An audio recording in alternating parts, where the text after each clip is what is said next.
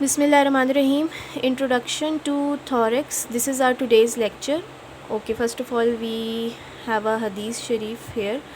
रसूलुल्लाह सल्लल्लाहु अलैहि वसल्लम ने फ़रमाया, गुनाहों से तौबा करने वाला ऐसा है जैसे इसने गुनाह किया ही नहीं। अल्लाह ताला हम सबको तौबा करने की तौफ़ीक अता करे। Now we are going to the topic.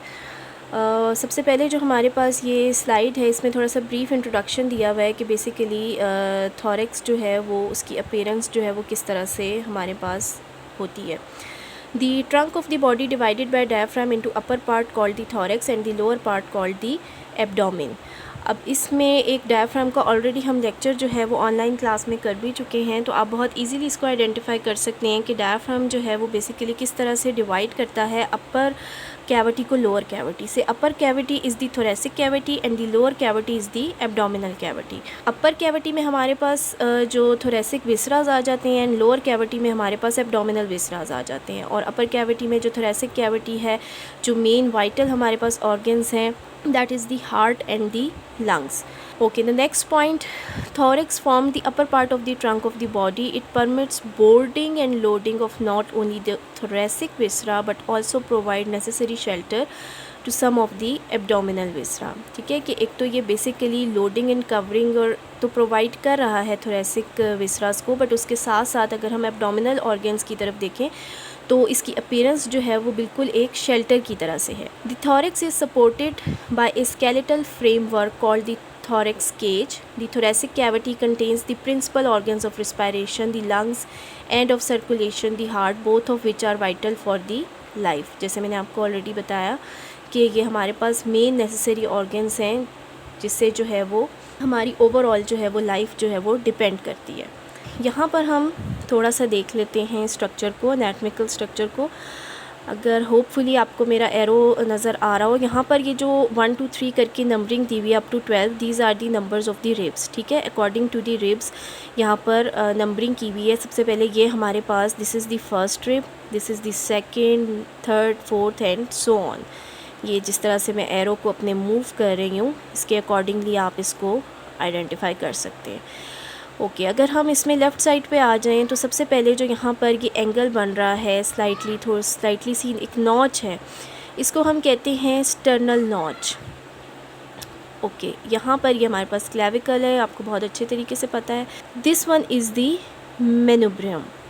ठीक है, इस स्ट्रक्चर को हम मेनोब्रियम कहते हैं। यहाँ पर this is the second costal cartilage and front पे ये जो हमारे पास स्ट्रक्चर आ रहा है, this is the sternum and at the end the structure this is the xiphoid process, इसको हम कहते हैं। अब यहाँ पर जो हमारे पास बोथ साइड पे एक एंगल सा बन रहा है, ट्रायंगल टाइप हम इसको कह सकते हैं, ये इसको हम कहते हैं कॉस्टल मार्जिन्स ऑफ थॉरेक्स। ये कॉस्टल मार्जिन्स हैं। और अगर आप नीचे ये राउंड अबाउट एरो को देखें तो ये हमारे पास एक एंगल बन रहा है जिसको हम कहते हैं कॉस्टल एंगल। अच्छा, अब इन बिटवीन द रिब्स हमारे पास this is the intercostal space. ये हमारे पास 7th इंटरकॉस्टल स्पेस है। ये जिस तरह मैं अपने एरो को मूव कर रही हूँ ये हमारे पास स्पेसेस हैं। ये वही आपकी स्टर्नल नॉच है जो हमने लास्ट स्लाइड में की है। एंगल ऑफ लुइस यहाँ पर ये मेनोब्रियम और स्टर्नम जहाँ पर मीट कर रहे होते हैं तो जो एंगल बनता है इसको हम कहते हैं angle of Louis.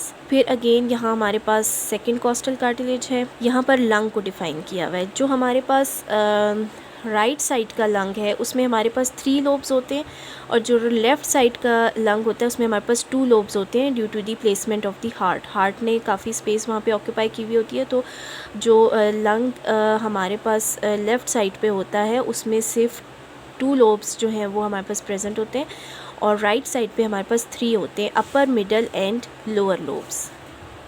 Upper, middle and lower. और जो हमारे पास लेफ़्ट लंग होता है उसमें सिर्फ एक हमारे पास अपर लोब होता है और एक हमारे पास लोअर लोब होता है। इसको हम सुपीरियर और इन्फीरियर लोब भी कह सकते हैं। अच्छा, सबसे पहले यहाँ पर हमारे पास कुछ लाइंस बीच में आइडेंटिफाई की हुई हैं जो कि स्पेशली हार्ट को जब हम स्टडी करेंगे तो उसके लिए काफ़ी जो है वो नेसेसरी हैं, तो ये आपको पता होना चाहिए। सबसे पहले मिड स्टर्नल लाइन। अब आप देख सकते हैं कि ये स्टर्नम है, ठीक है, और मेनुब्रियम स्टर्नाई भी हम कहते हैं इस स्ट्रक्चर को, because this is the manubrium, this is the sternum. तो यहाँ पर जो मिड लाइन बिल्कुल मिडल में हमारे पास आ रही है, this is the mid sternal line. फिर अगर हम क्लैविकल को देखें तो जो बिल्कुल मिड लाइन हमारे पास क्लैविकल की आएगी, this is the mid clavicular line. ठीक है, इंडिविजुअल टू इंडिविजुअल वेरी करती है, हर इंडिविजुअल की क्लैविकल का अपना साइज़ होता है, उसके अकॉर्डिंगली उसका जो मिड क्लैविकुलर पॉइंट होगा that is the mid clavicular line. उसके बाद हमारे पास एंटीरियर एक्सिलरी लाइन है, ये हमारे पास this is the axilla and this is the anterior axillary line, जो कि इस तरह से बिल्कुल हमारे पास थोरेसिक केज के लेटरल बॉर्डर को टच करती हुई डाउनवर्ड मूव कर रही है। आई थिंक आपको मेरा एरो क्लियर नज़र आ रहा हो इस तरीके से। Formation of the thorax, basically हमारे पास थॉरिक्स की ओवरऑल फॉर्मेशन जो है वो किस तरह से होती है। सबसे पहले इंटीरियरली हमारे पास स्टर्नम है, जो कि आप पीछे जो है वो देख भी चुके हैं। Posteriorly 12 thoracic vertebra and inverting vertebral discs, जो हमारे पास 12 T1 से लेके T12 तक वर्टिब्रास हैं और उनकी डिस्क प्रेजेंट है। Laterally 12 thoracic ribs with their cartilages, जो कि एक लेटरल एंगल बन रहा होता है। जैसे भी हमने एंटीरियर एक्सिलरी लाइन को देखा तो वहाँ पर जो है वो जो लाइन उसको टच कर रही थी, that is the lateral border of the thorax. Superiorly, the narrow part continues with the neck, which is partly separated by supraplular membrane or Simpson's fascia. अच्छा, सुप्राप्लूरल मेम्ब्रेन जो है बेसिकली ये डीप फेशिया लेयर होती है, जो कि attach होती है inner border of the first rib पे। ठीक है, एक आउटर बॉर्डर होता है रिब का और एक इनर बॉर्डर होता है। Inner border of the first rib पे एक डीप सा हमारे पास फेशिया होता है, जो कि अटैच होता है एंटीरियरली। और अगर हम इसको पोस्टीरियर साइड से देखें तो C7 का जो ट्रांसवर्स प्रोसेस है दैट इज़ पोस्टीरियरली। अगर आप राइट डाउन करना चाहते हैं तो आप राइट डाउन कर लें कि अगर हम थॉरिक्स को सुपीरियर पार्ट से देखते हैं तो नेक की तरफ इसकी एक तो कंटिन्यूएशन जा रही है, ठीक है, और जो हमारे पास स्लाइटली डिवीज़न हो रही है नेक और केज के इन बिटवीन, वो बेसिकली हमारे पास एक डीप फेशियल लेयर होती है, जिसको हम कहते हैं सुप्राप्लूरल मेम्ब्रेन और सिप्सन्स फेशिया, जो कि फ़र्स्ट रिब के साथ इनर लेयर पे जो है वो उसकी इनर बॉर्डर पे फर्स्ट रिब के अटैच्ड होती है। और अगर हम पोस्टीरियरली देखें तो C7 ट्रांसवर्स प्रोसेस जो है वो उसके पोस्टीरियरली स्ट्रक्चर होता है। अच्छा जी, उसके बाद हमारे पास है इन्फीरियरली। इन्फीरियर जो हमारे पास बॉर्डर है that is brought by the diaphragm which separates the thoracic cavity from the abdominal cavity. अब हमने लेयर्स कर ली, ठीक है। Layers means borders, anterior, posterior, lateral, superior and inferior. अब हम यहाँ पर इस डायग्राम में थोड़ा सा इसको डिटेल से देख लेते हैं। एंटीरियरली यहाँ आप देख रहे हैं कि दिस इज़ दी स्टर्नम, और पोस्टीरियरली हमारे पास T1 टू T12 तक जो है वो 12 थोरेसिक वर्टिब्रा और वर्टिब्रल डिस्क्स प्रेजेंट है। उसके बाद हमारे पास अगर हम सुपीरियरली देखें तो सुपीरियरली हमारे पास कंटिन्यूएशन हो रही है नेक पे, और यहाँ पर हमारे पास जो एक यहाँ पर जो सेपरेशन होती है नेक से और थोरेसिक कैविटी, वो सिप्सन्स फेशिया जो है, जो कि फ़र्स्ट रिब के साथ अटैच है, ठीक है, ये हमारे पास सुपीरियर बॉर्डर आ जाएगा। उसके बाद इन्फीरियरली हम देखें तो हमारे पास डायफ्राम है यहाँ पर, दिस इज़ द डायफ्राम, जो कि सेपरेट कर रहा है एब्डोमिनल कैविटी को थोरेसिक कैविटी से, and this is very broad as compare to the superior border. जो हमारे पास इन्फीरियर बाउंड्री आती है वो काफ़ी ब्रॉड है थॉरिक्स की। उसके बाद हम देख लेते हैं कौन सी हमारी बाउंड्री रह गई है, येस, लेटरल। लेटरल मार्जिन्स आप इसमें देख सकते हैं कि 12 रिब्स जो हैं हमारे पास, वो इसको कॉस्टल कार्टिलेजेस के साथ जो है, जहाँ पे मेरा एरो मूव कर रहा है, these are the lateral margins of the thoracic cage. ये स्लाइटली एक पिक्चर जो है वो डिफ़ाइन की हुई है कि किस तरह से जो है वो रिब्स जो हैं वो अटैच्ड हैं डिस्क के साथ, वर्टिब्रल डिस्क के साथ, और किस तरह से इसकी अपीयरेंस होती है। अब हम रिब्स पे आ जाते हैं। वर्टिब्रोस्टर्नल रिब्स, अपर 7। अच्छा, वर्टिब्रोस्टर्नल मींस के डेफिनेटली वर्टिब्रा के साथ अटैच्ड है, और फ्रंट पे अगर हम देखें तो स्टर्नम के साथ जो है वो अटैच्ड होती हैं। अपर 7 जो हमारे पास रिब्स आती हैं 1 2 3 4 5 6 and 7, it articulates posteriorly with the vertebral column, जिसे मैं आपको ऑलरेडी डिफाइन कर चुकी हूँ, and anteriorly with the sternum, इसलिए इसको कहते हैं vertebrosternal. The upper 7 ribs are also called true ribs. True ribs आपको आनी चाहिए। अगर वाइवा में मैं पूछ लूँ कि ट्रू रिब्स कौन सी होती हैं, या MCQ में भी ये क्वेश्चन आ सकता है, तो आपको इसका आइडिया होना चाहिए।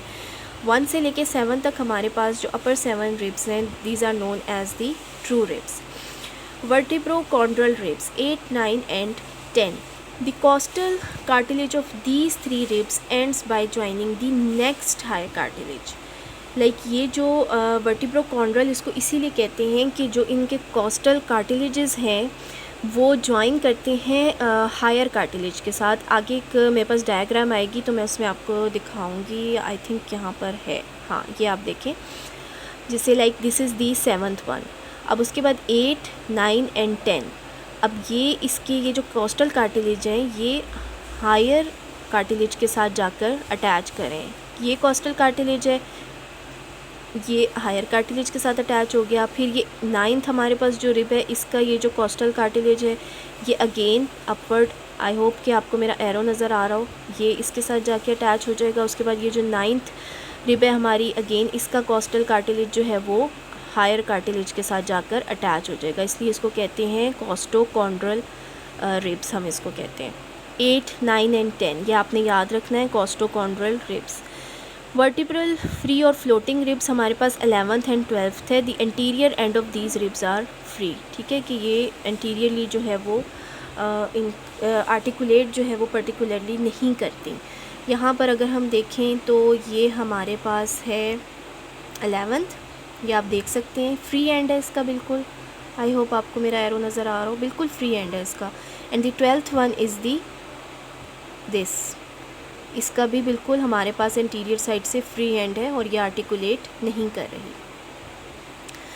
अगर हम इसमें लेफ़्ट साइड पे हम देख लें, वैसे तो एक वीडियो 3D एनाटमी की जो मैंने आपके साथ शेयर की थी, दैट इज़ मोर पर्टिकुलर और बहुत इजीली उसमें हम लोग एनाटमिकल स्ट्रक्चर्स को देख सकते हैं, लेकिन यहाँ पर हम इसको थोड़ा सा रिवीजन के तौर पे गो थ्रू कर लेते हैं। सुप्रास्टर्नल नॉच है ये, ठीक हो गया। This is the sternal angle, और इसको हम एंगल ऑफ लुइस भी कहते हैं। This is the manubrium. Facet for the clavicle, clavicle यहाँ पर आर्टिकुलेट करता है। And facet for the first costal cartilage, first costal cartilage आपका जो है वो फर्स्ट रिब का होगा। Then the facet for the second costal cartilage. इस तरह से ये 1 बाय 1 हमारे पास सारे फेसिट्स जो हैं वो स्टर्नम के लेवल पे प्रेजेंट हैं up to the 7th costal cartilage. उसके बाद जो हमारे पास रेस्ट ऑफ दी रिब्स हैं उनके कॉस्टल कार्टिलेज जो हैं वो अगेन हायर कॉस्टल कार्टिलेजेस के साथ आकर जो है वो आर्टिकुलेट कर जाते हैं। यहाँ पर हमारे पास जो ये वाला फेसिट है, this is for the 3rd costal cartilage, this is for the 4th, 5th, 6th, this is the body, and this is the 7th costal cartilage. ये हमारे पास एग्जिफाइड प्रोसेस है।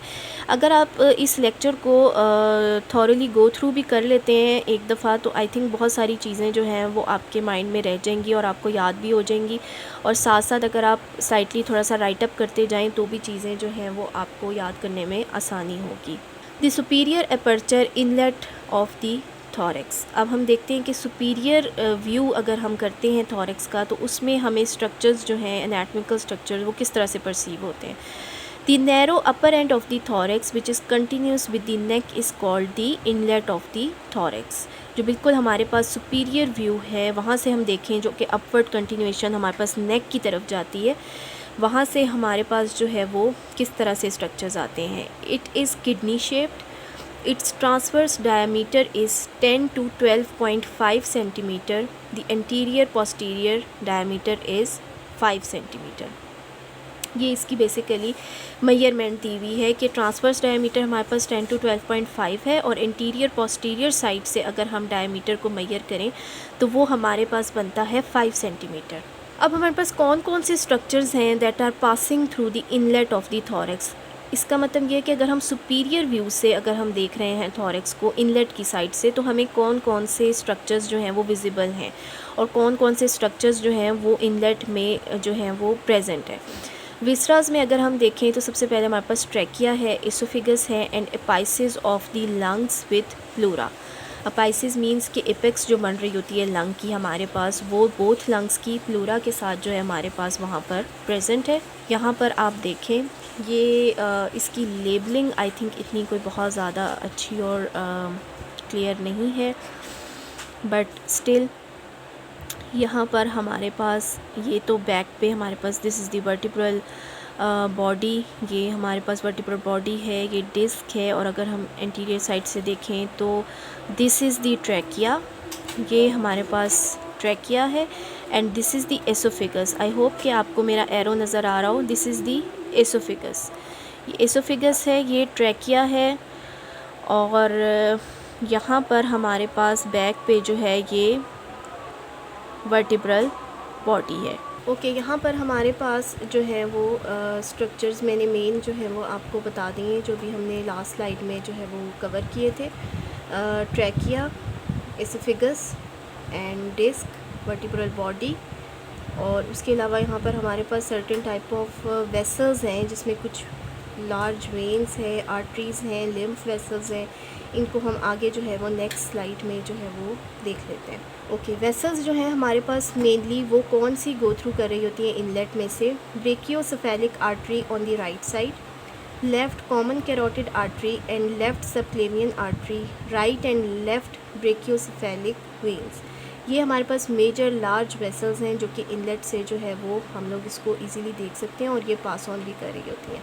अब यहाँ पर हम अगर एओर्टा को देखें तो हमारे पास जब लेफ़्ट वेंट्रिकल से एओर्टा जो है वो निकल रहा होता है, उस पार्ट पे हमारे पास असेंडिंग और डिसेंडिंग जो एओर्टा है, डिसेंडिंग जो है हमारे पास एब्डोमिनल एओर्टा के तौर पर डाउनवर्ड बॉडी में ब्लड सप्लाई दे रहा होता है, और जो असेंडिंग है वो हमारे पास अपवर्ड जा रहा होता है। अब अगेन ये भी हम लेक्चर काफ़ी दफ़ा जो है वो कर चुके हैं, इसमें आपको कोई इतनी कन्फ्यूजन नहीं होगी कि एओर्टा से जो हमारे पास बेसिकली ब्रांचेस निकल रही होती हैं ब्रेकियोसेफेलिक ट्रंक से, वो हमारे पास होती है एक left subclavian artery and left common carotid, और राइट पे भी सेम इसी तरीके से अगर हम देखें तो right subclavian and right common carotid, जो कि फर्दर आगे जाके right and left common carotid में जो है वो चेंज हो जाती है, और इंटरनल और एक्सटर्नल कैरोटिड में जो इंटरनल है वो इंटरनल कॉमन कैरोटिड आपके ब्रेन को सप्लाई करती है, और जो एक्सटर्नल है वो एक्सटर्नली हमारे पास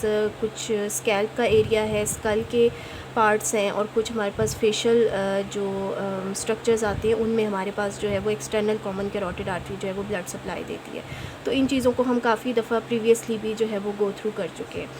फिर सेम इसी तरीके से अगर हम वेनस ड्रेनेज को और उसके स्ट्रक्चर को देखें, वेन्स को, तो सिमिलरली यहाँ पर हमारे पास जो ये सुपीरियर वेना केवा है, यहाँ से ओरिजिनेशन जो हो रही है, ये लेफ़्ट ब्रेकियोसेफेलिक वेन है, जो कि अगेन जाकर हमारे पास जो है वो डिवाइड हो जाती है लेफ़्ट इंटरनल जुगुलर वेन में और लेफ़्ट एक्सटर्नल जुगुलर वेन में, और सेम इसी तरीके से लेफ़्ट एक्सिलरी वेन में। तो ये एक्सिला की तरफ जो है वो वेनस ड्रेनेज हमारे पास चला जाता है। Right internal jugular, right side पे हम देखें तो राइट इंटरनल जुगुलर वेन है एंड राइट एक्सटर्नल जुगुलर, और सेम राइट सबक्लेवियन वेन। जिस तरह हमारे पास लेफ़्ट सबक्लेवियन वेन है, इसी तरह राइट साइड पे भी हमारे पास राइट सबक्लेवियन वेन है। तो ये वाले स्ट्रक्चर्स जो हैं ये सारे हमारे पास ऑन कर रहे होते हैं इनलेट ऑफ दी थॉरेक्स से। स्मॉलर वेसल्स में अगर हम देखें तो right and left internal thoracic arteries हैं हमारे पास, जो कि हमारे पास ब्रांचेस हैं सबक्लेवियन आर्टरीज़ की। फिर सेम इसी तरह से right and left superior intercostal arteries हैं, ये भी सेम हमारे पास ब्रांचेस निकल रही होती हैं सबक्लेवियन से। Right and left posterior intercostal veins जो हमारे पास हैं, ये ब्रेकियोसेफेलिक वेन या ट्रंक आप कह सकते हैं, वहाँ से निकल रही होती हैं। उसके बाद इंफीरियर थायरॉइड वेन्स जो है हमारे पास, वो इंटरनल जुगुलर की जो है वो ब्रांच है। तो मेजर वेसल्स हमने लार्जर वेसल्स देख ली इनलेट ऑफ द थॉरेक्स में, और स्मॉलर वेसल्स ये हमारे पास कवर हो गई। उसके बाद नर्व्स, कौन कौन सी नर्व्स जो हैं वो हमारे पास होती हैं इनलेट ऑफ द थॉरेक्स से पास करती हैं? Right and left phrenic nerves, right and left vagus nerves, right and left sympathetic trunks, right and left first thoracic nerves as they ascend cross the first rib to join the brachial plexus. Brachial plexus हम लोग बहुत detail से जो है वो इसको देख चुके हैं। आप लोग आई थिंक लास्ट सेमेस्टर में भी आप लोगों ने इसको कवर किया था। इसका भी मैं एक डिटेल से एक लेक्चर अपलोड करूँगी जिसमें जो भी कन्फ्यूजन वगैरह होगी इससे रिलेटेड वो आपकी क्लियर हो जाएगी। ये हमारे पास नर्व्स हैं जो कि इनलेट ऑफ द थॉरेक्स से जो है वो पास ऑन करेंगे। इन स्ट्रक्चर्स के बेसिकली आपको नाम आने चाहिए, और अगर आपको इन केस सारे स्ट्रक्चर्स के नाम नहीं भी याद होते तो एटलीस्ट 2 to 3 स्ट्रक्चर्स तो आपको आने चाहिए कि आपको पता हो कि इनलेट में से कौन सी नर्व्स, कौन सी स्मॉलर वेसल्स, कौन सी लार्ज वेसल्स जो है वो गो थ्रू कर रही होती हैं। मसल्स में अगेन हमारे पास स्टर्नोहायोइड बहुत डिटेल से हम कर चुके हैं, जो कि हमारे पास हायोइड बोन के मसल्स हैं, इंफ्राहायोइड मसल्स हैं जो स्टर्नम से ओरिजिनेट होकर और बॉडी ऑफ हायोइड बोन पे जाके अटैच हो जाता है, और जो स्टर्नोथायरॉइड है वो हमारा थायराइड कार्टिलेज से ओरिजिनेट होता है और बॉडी ऑफ हायोइड बोन पे जाकर अटैच हो जाता है, और बेसिकली ये हमें जो है वो एलिवेशन देता है, प्रोवाइड करता है इसकी हायोइड बोन की। ये दो हमारे पास मसल्स हो गए। उसके बाद लॉन्गेस्ट कोलाई जो है वो हमारे पास अगेन नेक का मसल है जो कि हमारे पास इनलेट ऑफ थॉरेक्स में से पास ऑन कर रहा है, या हम उसको देख सकते हैं। थोरेसिक आउटलेट आ गया। अब इनलेट हमने कवर कर लिया है, this is the thoracic outlet. इसकी हम बाउंड्रीज़ को अगर हम देखें तो एंटीरियरली हमारे पास infrasternal angle between the 2 costal margins, posteriorly inferior surface of the body of the 12th thoracic vertebra, on each side costal margin formed by the cartilages of 7th to 12th ribs। ये हमारे पास 7th to 12th ribs, ठीक है, ये हमारे पास आ जाता है इसका inferior, एक सेकेंड, अच्छा ईच साइड लेटरल आप इसको कह सकते हैं, ठीक है, लेटरल एस्पेक्ट है ये इसका। लेटरल एस्पेक्ट में जो है वो हमारे पास ये वाला आ रहा है एरिया, जहाँ पे आपको अगर मेरा एरो नज़र आ रहा हो कि 7th रिब से लेकर आपके पास 12th रिब तक ये हमारे पास लेटरल मार्जिन्स बन रही हैं आउटलेट की, और पोस्टीरियरली जो है वो हमारे पास जो इसकी लोकेशन है वो 12th रिब की है, ठीक है। ये हमारे पास इसको हम देखते हैं, ये posteriorly this is the 12th rib. अगर आपको मेरा एरो बहुत क्लियरली नज़र आ रहा हो आई होप, तो ये हमारे पास पोस्टीरियर आ जाएगा, ठीक है। एंटीरियरली हमारे पास यहाँ पर स्टर्नम है, तो ये हमारे पास जो है वो आउटलेट बन रहा है थॉरेक्स का। Diaphragm at the outlet of the thorax, the outlet is closed by large musculotendinous partition called the diaphragm, the thoraco-abdominal diaphragm which separates the thorax from the abdomen। अच्छा, डायफ्राम का हम एक online lecture भी ले चुके हैं, और इसके अलावा यहाँ पर भी आपके पास यूट्यूब पे भी डायफ्राम का लेक्चर जो है वो अवेलेबल है, तो आप सेपरेटली उसको भी देख सकते हैं, तो भी आपको डायफ्राम जो है वो बहुत अच्छे से जो है वो क्लियर हो जाएगा। Structures passing through the diaphragm, अब ये तो आपको बहुत इजीली आप इसको आइडेंटिफाई कर सकते हैं, और आपको पता भी है कि डायफ्राम जो है वो सेपरेट कर रहा है हमारे पास थोरेसिक कैविटी को एब्डोमिनल कैविटी से। अब कौन कौन से स्ट्रक्चर्स जो हैं वो पास ऑन कर रहे होते हैं हमारे पास डायफ्राम में? There are 3 large and several small openings in the diaphragm which allow passage to structures from thorax to abdomen and vice versa. कि हमारे पास 3 लार्ज ओपनिंग्स हैं और कुछ हमारे पास स्मॉल ओपनिंग्स जो हैं वो डायफ्राम के लेवल पे हैं, जो अलाउ करती हैं डिफरेंट स्ट्रक्चर्स को कि वो पास ऑन कर सकें, पैसेज जो है वो प्रोवाइड करती है हमारे पास एब्डोमिनल कैविटी से थॉरेक्स में और थॉरेक्स से एब्डोमिन में। लार्ज ओपनिंग्स को हम देखें तो सबसे पहले हमारे पास आती है aortic, aorta, azygos vein and thoracic duct. This opening lies at the lower border of the 12th thoracic vertebra.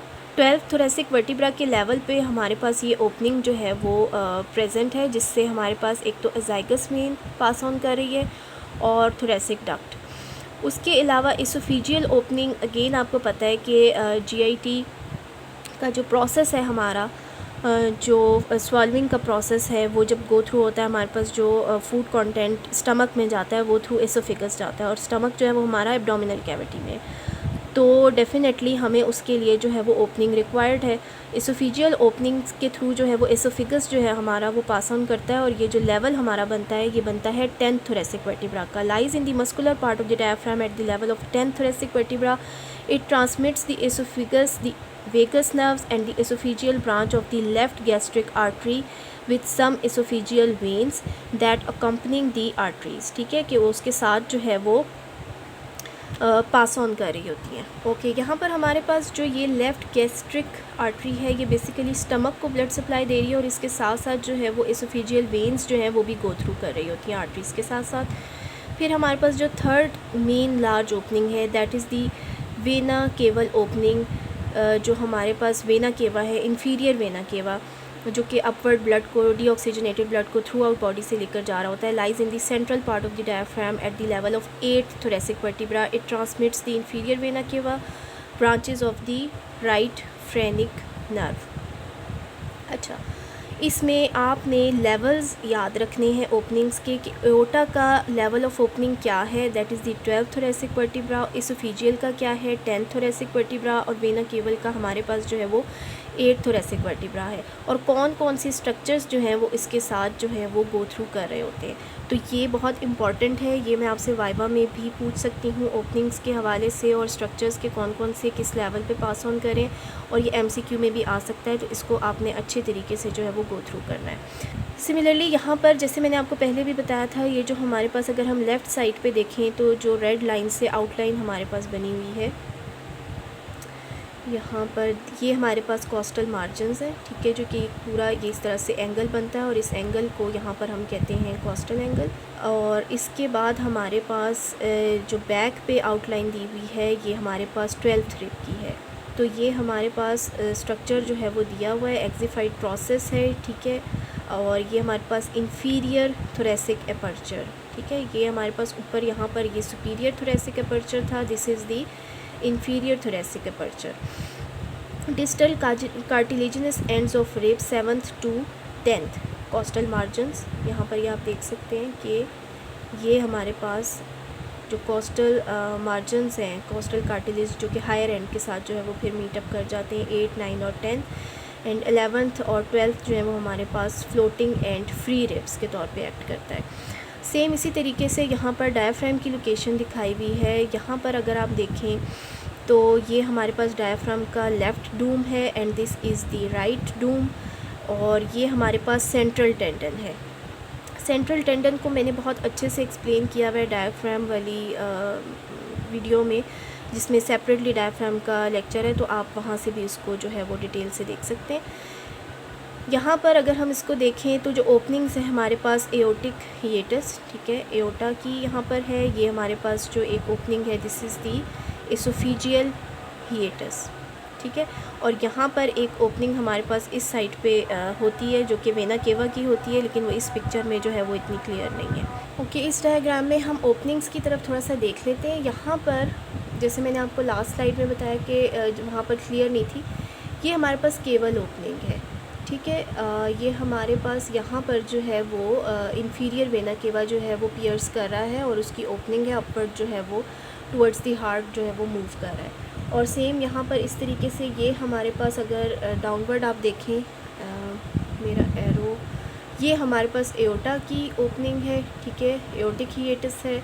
और यहाँ पर ये हमारे पास एसोफेजियल हिएटस है, यहाँ पर जहाँ पर मैं एरो दिखा रही हूँ। और ये जो हमारे पास white fibrous sheet like structure है, this is the central tendon of the diaphragm. और ये अपवर्ड स्ट्रक्चर को सेम इसी तरह से दिखाया हुआ है कि जो पास ऑन करके आ रहे हैं ओपनिंग्स के थ्रू डायफ्राम से upward, this is the aorta, this is the oesophagus and this is the inferior vena cava. इस तरह से हमारे पास जो है वो स्ट्रक्चर है डायफ्राम का। और अगेन मैं आपको दोबारा बता रही हूँ कि आप डायफ्राम की अलग से लेक्चर की वीडियो भी इसमें जो है वो गो थ्रू कर सकते हैं। बाकी जो हमारे पास थोरेसिक का पार्ट है वो हम नेक्स्ट लेक्चर में करेंगे। Thank you.